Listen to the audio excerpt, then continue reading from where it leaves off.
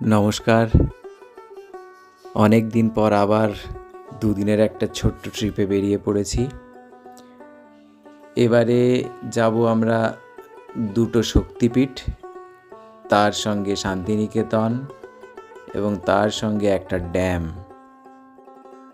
প্রথমেই যাব বোলপুর শান্তিনিকেতনের কাছেই কঙ্কালীতলা। তারপরে কঙ্কালীতলা থেকে শান্তিনিকেতন না দেখে সোজা চলে যাব বীরভূমের তারাপীঠ। তারাপীঠ দেখে আবার ফেরার পথে আমরা শান্তিনিকেতনের বাকি অংশটা কমপ্লিট করব। অ্যাকচুয়ালি প্রথমে শান্তিনিকেতন গেলেও প্রথমে শান্তিনিকেতনটা পুরোটা ঘুরবো না, এভাবেই প্ল্যান করেছি। কারণ আজ শুক্রবার, আজকে সোনাঝুরির হাট খোলা পাবো না, কিন্তু কালকে যদি আমি শান্তিনিকেতনটা দেখতে আসি, কালকে সোনাঝুরির হাটটা খোলা পাবো, তাই এভাবে প্ল্যান করেছি। এবার দেখা যাক ট্যুরটা কেমন হয়। সকলে সঙ্গে থাকুন।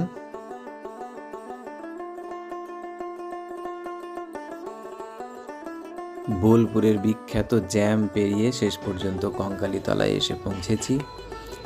কঙ্কালীতলাকে 51 সতীপীঠের অন্যতম বলে ধরা হয়। এখানে মায়ের কোমরের অংশ পড়েছিল বলে বিশ্বাস করা হয়। নিজস্ব গাড়ি নিয়ে এলেও কোনো অসুবিধা নেই, বিরাট বড় পার্কিং আছে বাঁদিকে ঢুকেই।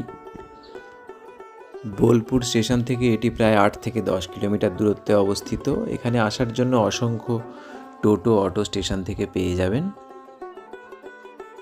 মন্দিরের কাছে এলেই দূর থেকে ভেসে আসা বাউল গান আপনাকে স্বাগত জানাবে। মন্দিরটি বেশ ছোটোখাটো, ছিমছাম, পরিষ্কার পরিচ্ছন্ন।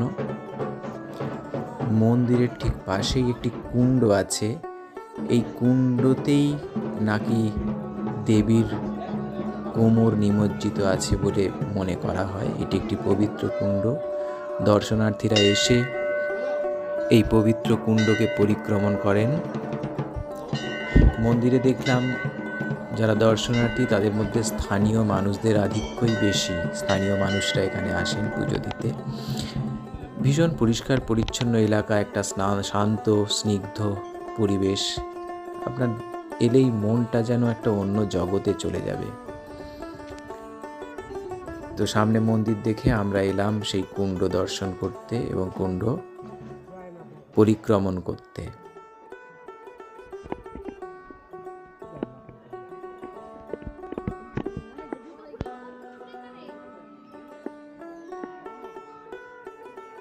এই সেই পবিত্র কুণ্ড যেখানে সতীর কোমরের অংশ নিমজ্জিত আছে বলে মনে করা হয়। যারা শ্রদ্ধাবান মানুষ তারা সকলেই এই কুণ্ডটিকে পরিক্রমণ করছেন, আমিও করছি।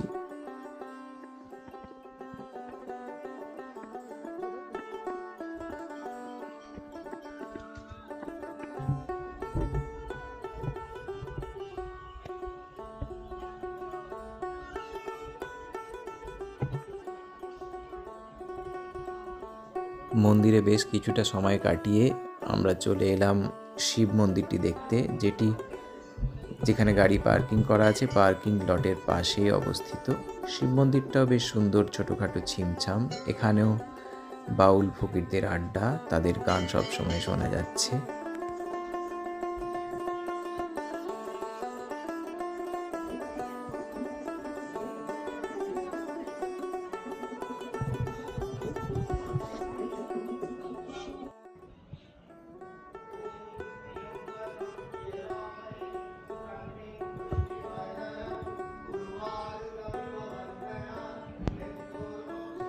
ভিড় খুব একটা নেই, বেশ ফাঁকা ফাঁকা, বেশ নির্ঝঞ্ঝাটেই পুজো দেয়া গেল মন্দিরে।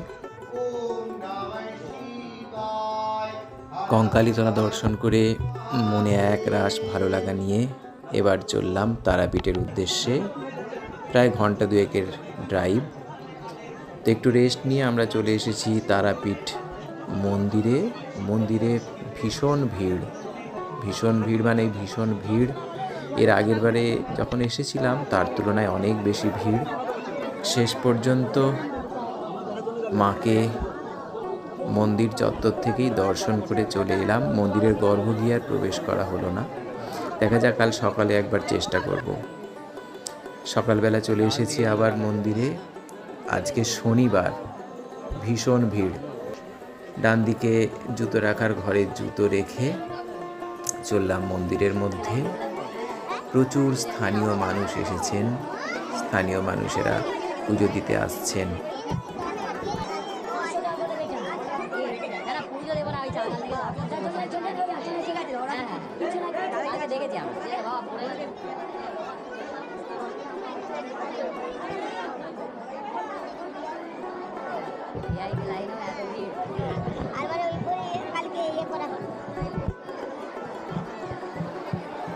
অনেক চেষ্টা চরিত্রের পর তারপর মায়ের দর্শন পাওয়া গেল। জয় মা তারা।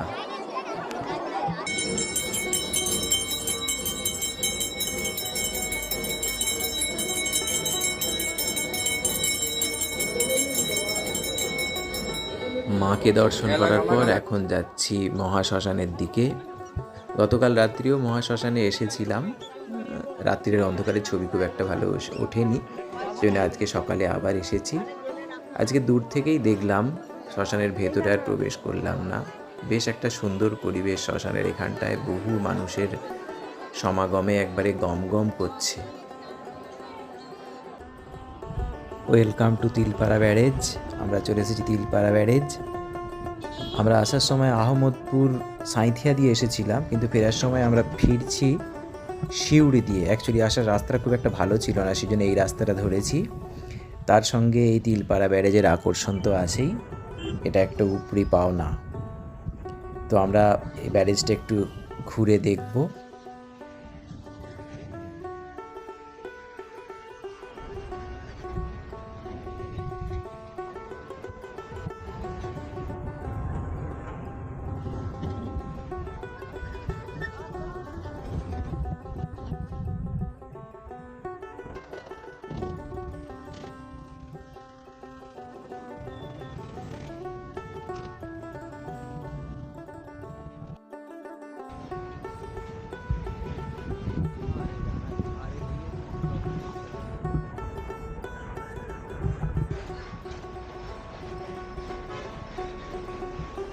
এই ব্যারেজটা ময়ূরাক্ষী নদীর ওপর নির্মিত। এতে মোট 15টা স্লুইস গেট আছে।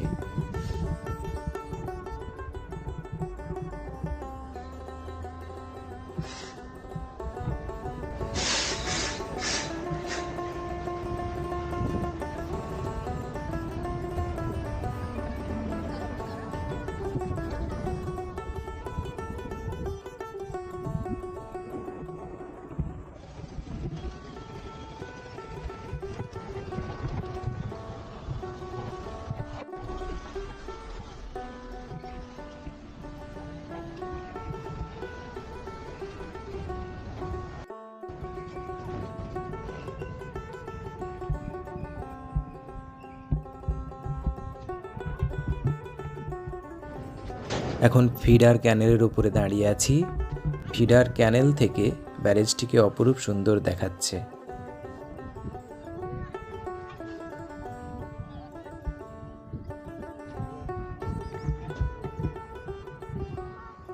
এই ফিডার ক্যানেলের মাধ্যমেই ব্যারেজের জলকে প্রয়োজন অনুযায়ী সাপ্লাই দেওয়া হয় চাষের কাজে ব্যবহারের জন্য।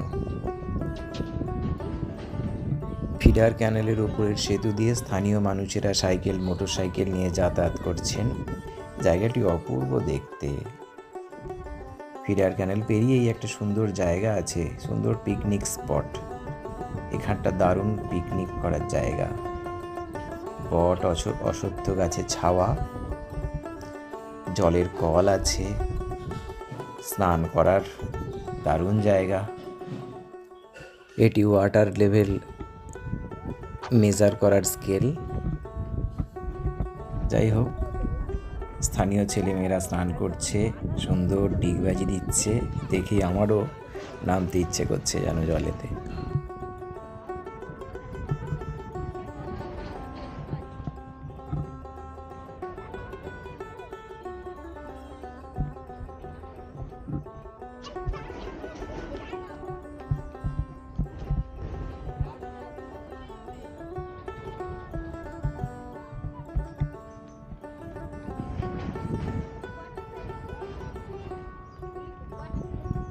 ফিডার ক্যানেলের একদম নিচে পর্যন্ত নামার সুন্দর সিঁড়ি করা আছে। ওই সিঁড়ি দিয়ে নিচে পর্যন্ত নামা যাবে, নদীর জলকে ছোঁয়া যাবে।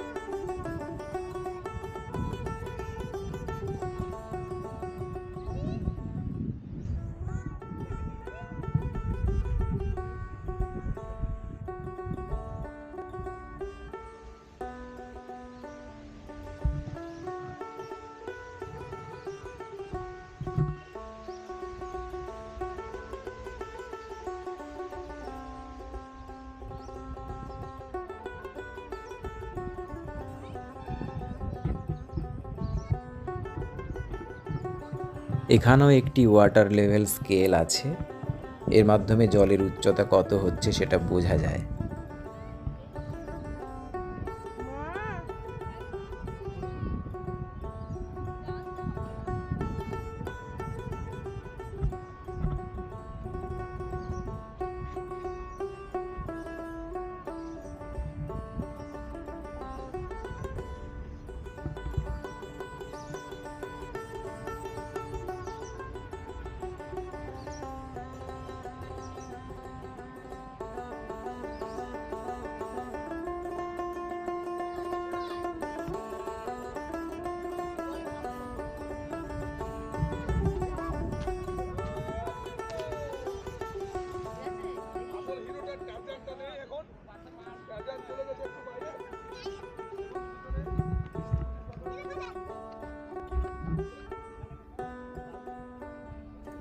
পিকনিক করার জন্য বেশ ভালো জায়গা এটি।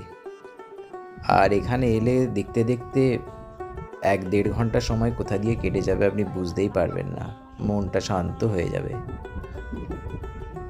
দিগন্ত বিস্তৃত জলরাশির দিকে তাকিয়ে থাকতে থাকতে আপনার মনটা একদম ফুরফুরে ভালো হয়ে যাবে।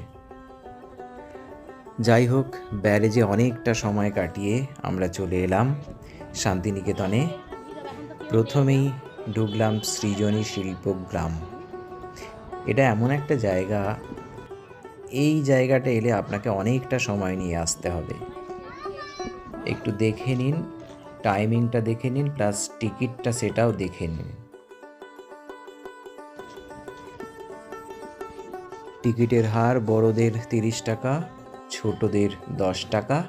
5 বছরের নিচে যাদের তাদের টিকিট লাগে না, আর স্টুডেন্ট কার্ড থাকলে 10 টাকা।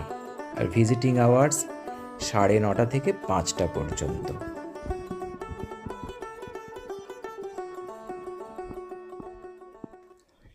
বিরাট বড় পার্ক, তার মধ্যে অসংখ্য ভাস্কর্য, অগুন্তি, এবং তারই মাঝে মাঝে কেয়ারি করা ফুলের গাছ। তো জায়গাটা দেখতে দেখতে ঘুরতে ঘুরতে আপনার বহু সময় কেটে যাবে। এটা দেখার জন্য কিন্তু অনেকটা পরিমাণ সময় নিয়ে হাতে আসবেন। চুপ করো। ডান দিকে রাস্তাটা ধরে চাঁদের হাট চলে যান, ওখানে আপনার প্রয়োজনীয় বিভিন্ন টুকিটাকি জিনিস কেনাকাটা করতে পারবেন।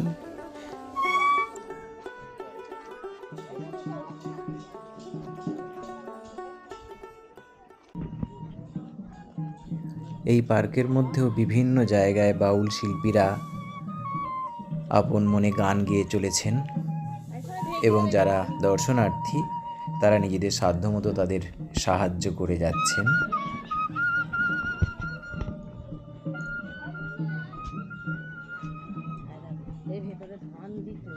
আমি জানি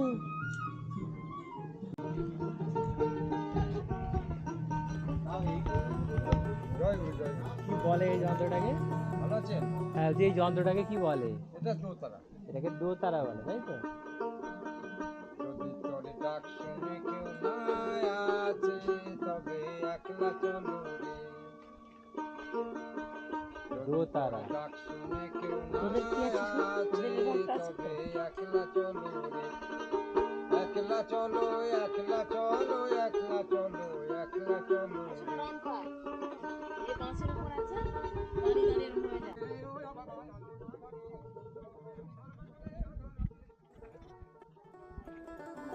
পার্কের মধ্যে ঘুরতে ঘুরতে চলে এসেছি স্পেশাল একটা জায়গায়। এখানে ভারতবর্ষের প্রতিটি রাজ্য এবং কেন্দ্রশাসিত অঞ্চলের জন্য একটি করে আলাদা ঘর করা আছে এবং সেই ঘরের মধ্যে সেই রাজ্যের যে নিজস্ব বৈশিষ্ট্য ও সংস্কৃতি সেইগুলিকে বিভিন্ন ছবি ও ব্যবহার্য সামগ্রী দিয়ে ফুটিয়ে তোলা আছে। এই ঘরগুলি দেখলেই সেই রাজ্যের সম্পর্কে একটা পরিষ্কার ধারণা আপনি করতে পারবেন। কিন্তু এত রাজ্য তো দেখানো সম্ভব নয়, তাই আমি কয়েকটি মাত্রকে দেখিয়েছি, বাকিগুলোকে আপনারা নিজেরা এসে নিজের চোখে দেখে নেবেন।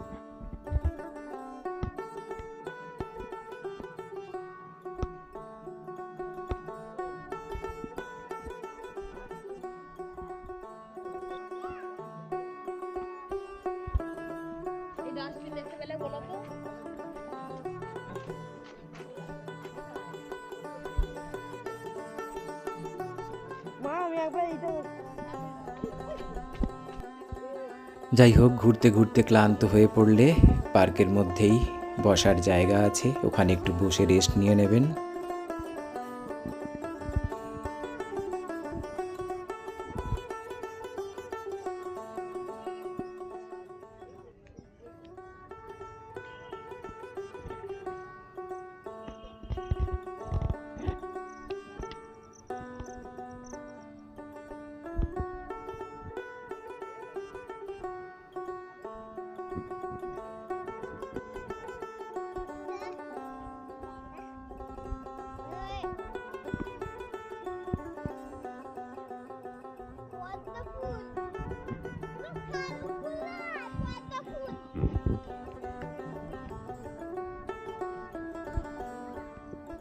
সৃজনী শিল্পগ্রামে অনেকটা সময় কাটিয়ে চলে এলাম সোনাঝুরির হাট। সোনাঝুরির হাটটা ওখান থেকে 1 থেকে 1.5 কিলোমিটার দূরে। দেখতে পাচ্ছেন কি প্রচণ্ড জ্যাম, তো গাড়িটাকে পার্কিং করতে হবে। হাট থেকে পার্কিংটা বেশ কিছুটা দূরে।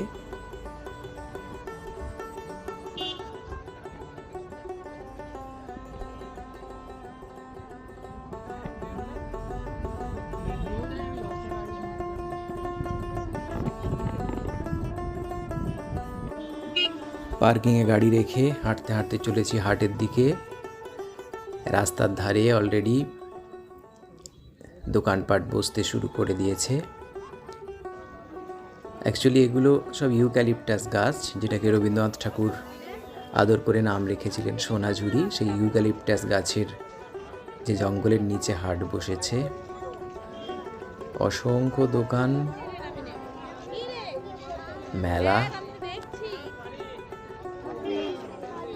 যারা কেনাকাটা করতে ভালোবাসেন তাদের জন্য তো হাটটা একটা আদর্শ জায়গা। বিভিন্ন ধরনের জিনিসপত্র পাওয়া যাচ্ছে, তবে তার মধ্যে পোশাক আশাকের আধিক্যটাই বেশি চোখে পড়লো। এছাড়া আর অন্যান্য গয়নাগাটি বা ওই ধরনের জিনিসপত্র আছে। খাবার দোকান খুব একটা বেশি চোখে পড়লো না, একটা দুটো চোখে পড়েছে।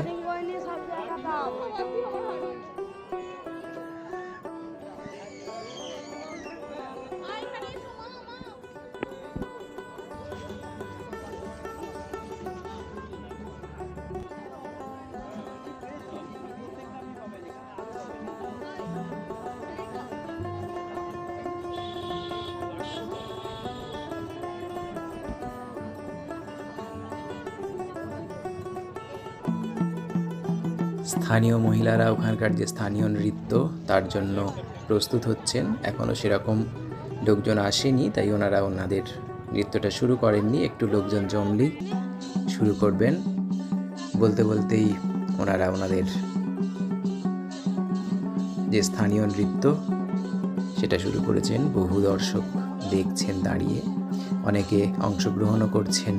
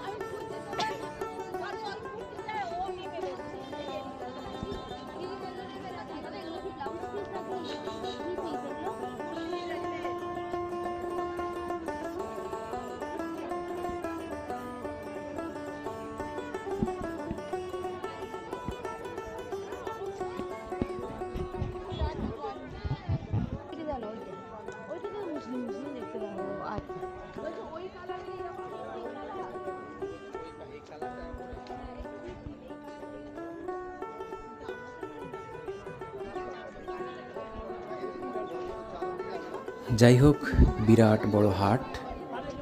হাটে ঘুরতে ঘুরতে, কেনাকাটা করতে করতে খিদে তো আপনাকে পাবেই। খিদে পেলে এখানে খাওয়ার একটাই মাত্র অপশান দেখতে পেলাম, সেটা শকুন্তলা ভিলেজ রিসর্ট। ওখানে ঢুকে খাওয়া দাওয়া করে নিতে পারেন। তারপর আবার খানিকটা কেনাকাটা করে সন্ধে হলেই বাড়ি। আমরাও সেই রকমই কেনাকাটা করে চললাম বাড়ির দিকে। আবার আসবো এই কথা দিয়ে আজকের মতো শেষ করলাম। সঙ্গে থাকবেন।